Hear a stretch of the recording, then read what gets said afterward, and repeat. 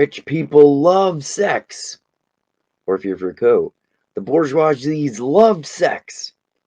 The post-structuralist philosopher Michel Foucault wrote about the way sex is viewed in different cultural institutions during the Enlightenment, called The History of Sexuality, Volume 1.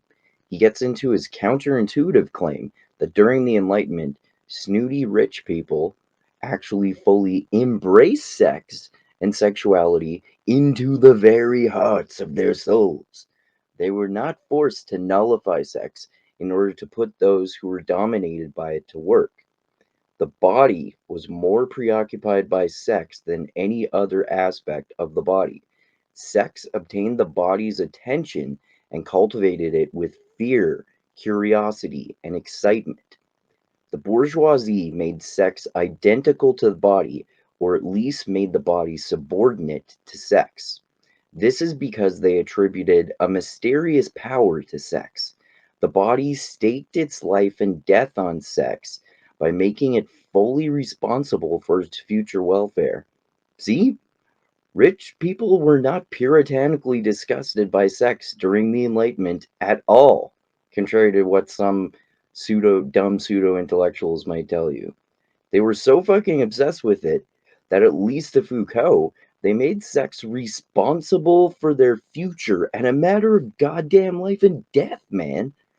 They saw sex as determining their fate due to what they thought were inevitable effects on future generations.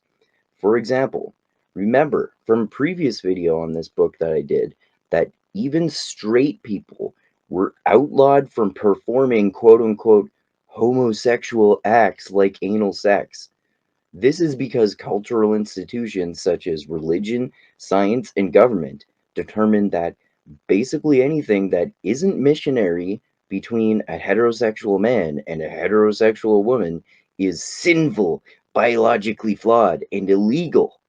Lower class people, in particular at this time, believed that any naughty sex will lead to your offspring and future generations being cursed, deformed, crippled, and infertile. The body subordinated itself to sex by conceiving of it as the most secret and determinate part of the soul. Rich people saw sex as the most important part of the soul, man. Contrary to popular belief, they did not symbolically castrate themselves in order to refuse others the right to sex and make use of it as they please. From the mid 1700s on, the bourgeoisie were obsessed with creating their own sexuality and creating a class body based on it. The bourgeoisie class body had pure health, pure hygiene, pure descent, and pure race. It is the incarnation of sex in the body. Everyone will be breeding in their proper social classes. There will be no class mixing around here, sir. So, Foucault says that during the Enlightenment, the bourgeoisie's social body counterintuitively embraced sex into the very hearts of their souls. Sex cultivated the snooty rich people's attention with fear, curiosity, and excitement. They became fully subordinate to it. They even saw sex as a matter of life and death and as a determinant of the fate of your children and future generations. Quote unquote, perversion of any kind leads to all of your descendants being cursed, deformed, crippled, and infertile. Sex was the most secret and determinant part of the soul. The bourgeoisie did not symbolically castrate themselves due to puritanical fear at all. That was reserved for the quote unquote inferior lower classes. The bourgeoisie created their own noble class of sexuality. It was infinitely more pure in health, hygiene, and race. Far more so than those of the quote unquote disgusting bottom feeding peasants.